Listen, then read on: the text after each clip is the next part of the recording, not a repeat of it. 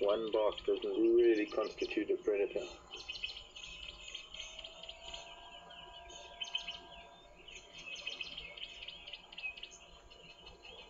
As we found the leopard this morning, I found them because I followed where the guinea fowl were looking. Although we were crossing the dam wall, we would have seen him anyway. But it gave me an idea of where to look just by following the alarm calls of the guinea fowl. And then, as we found him, I could hear the impala that were on the other side of the dam wall. I could hear them starting to alarm, and I know that they couldn't have seen the leopard because it was down in the spillway of the dam.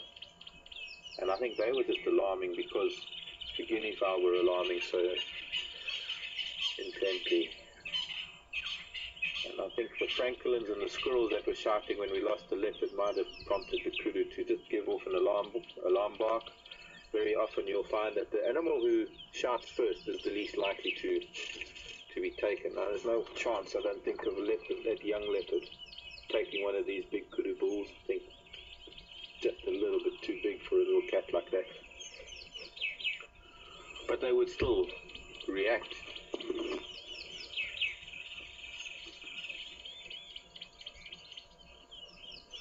In much the same way.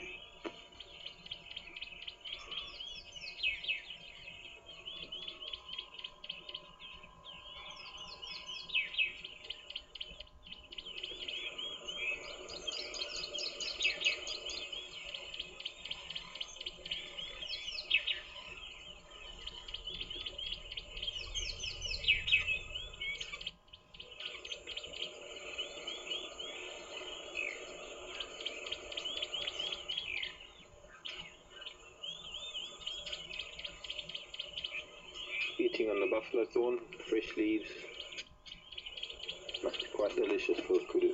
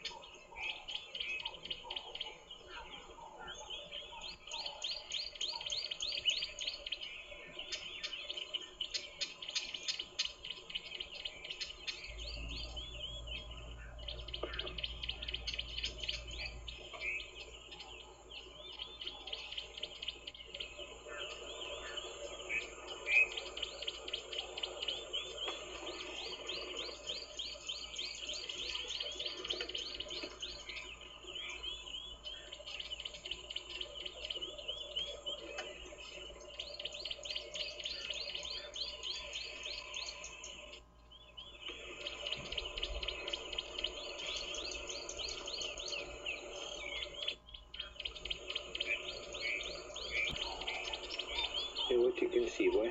Coming behind us. There's a cat behind me, stalking me.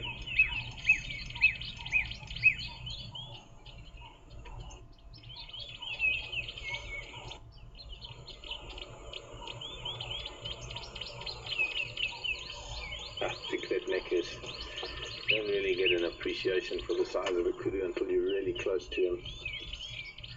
His neck is thick as my waist.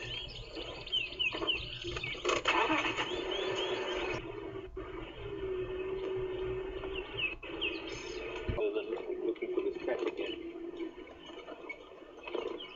And look at, I can remember having the majingila on the side there too. This is another spot I remember. Of course, this mud walla a lot bigger, a lot deeper than it was. I'm getting deeper in. I need to be going the other way to be able to get out of here. But I'm just reminiscing.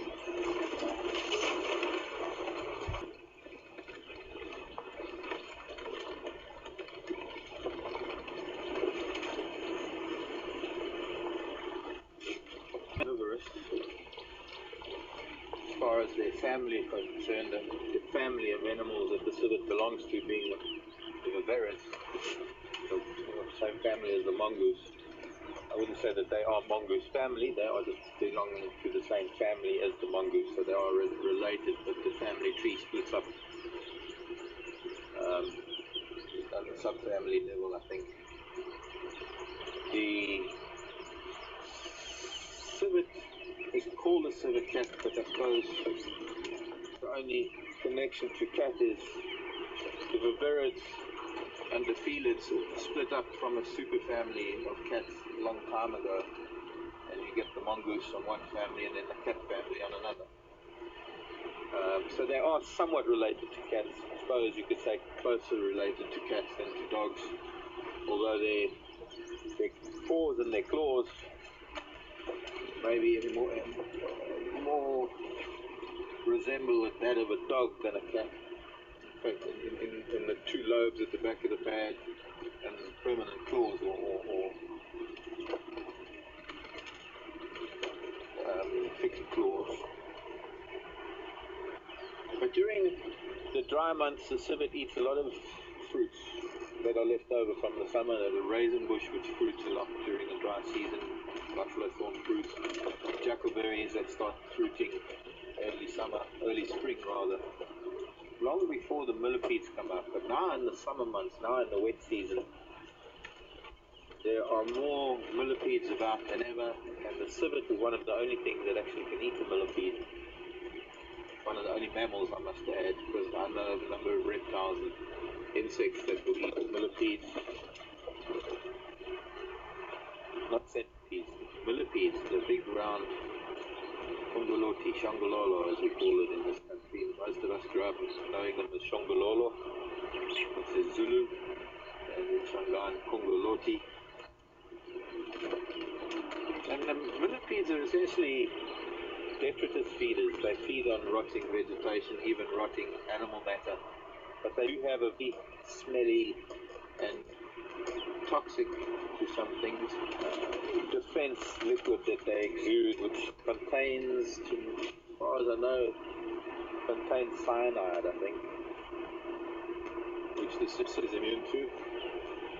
So the civet has a very high diet of millipedes this time of year, and when we find the toilet, latrine as it were,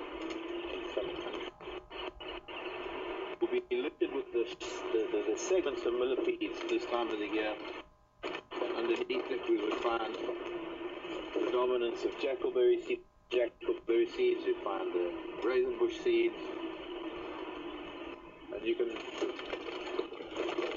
watch the civet trips through the seasons and know what it's eating.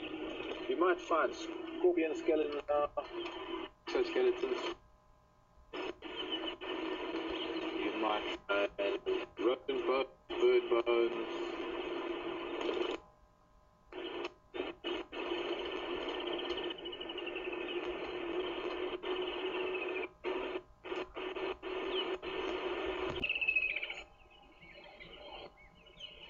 It's very much like the flower of the potato or aubergine.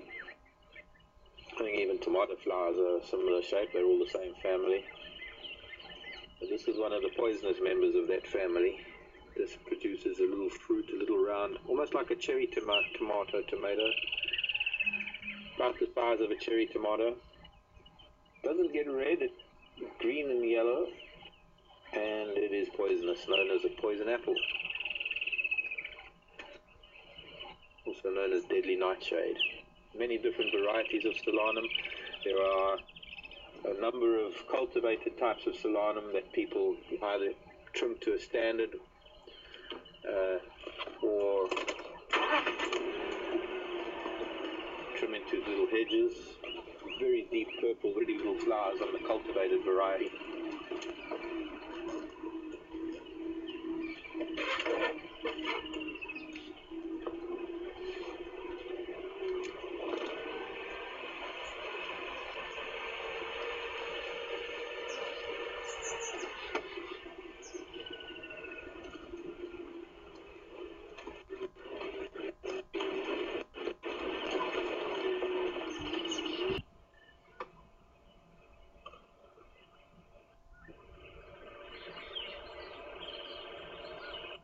Wild honeysuckle.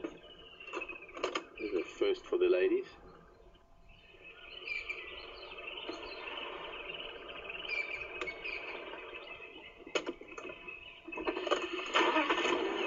Now going to attack the vehicle. It's coming straight for me. I think that must be a psilocybin mushroom, because I have to move, because I don't come under the vehicle, child.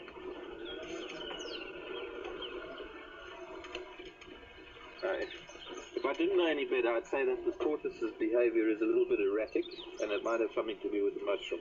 I'm not sure, but that's a bombastic tortoise. Okay, yeah, you go and sleep in the grass there. We'll catch up with you a little bit later. Now, if any of you viewers from the past remember that big mamba skin, the skin of a black mamba that I found, it was about 8 feet long, holding the head as high as I could, when the end of it touched the ground, and the end of it wasn't into the snake because it had broken off, and there must have been another feet or more that I couldn't find. And I've still got that skin, and it's still on my wall. It's sort of draped over a frame. No, it's draped over like a railing. I used to hang coats before I managed to get my furniture in, and finally, after many years, earlier this year, I managed to bring all my books and furniture up from the Cape.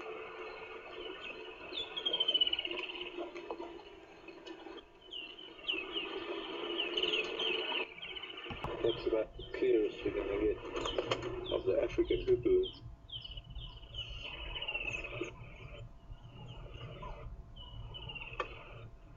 Its crest was raised as it landed. Now the crest is folded back. It might raise it in interest sometimes when it uses it as body language when they're together.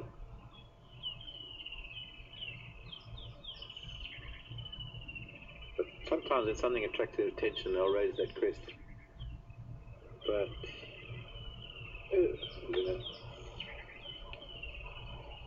Wiederhop or African Hupu, Upupa, U-P-U-P-A.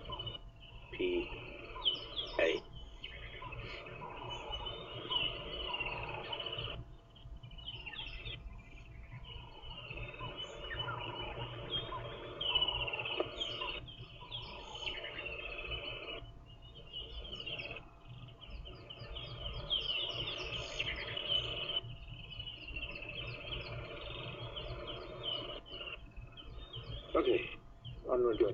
Onward. We don't get to see them too often. There are times in the year when we do, early spring, late winter, when things are dry, and they tend to spend a lot more time out in the open.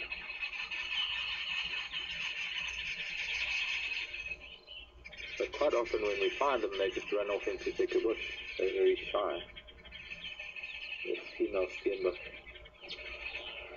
Male probably around here somewhere. He'll live within his territory, and pretty much all of his territorial. Oh, that's nice following there. 5 years.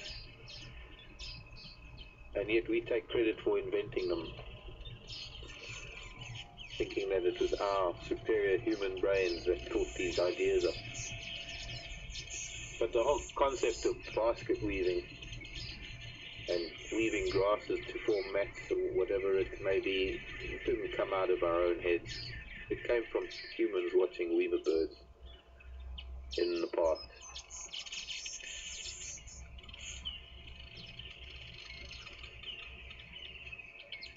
Okay, the other one is back in his nest, the first one we were watching. There's another one on the front nest. What he's doing, that hanging upside down and vibrating or shaking his wings, that's trying to attract a female. There is a female in this tree.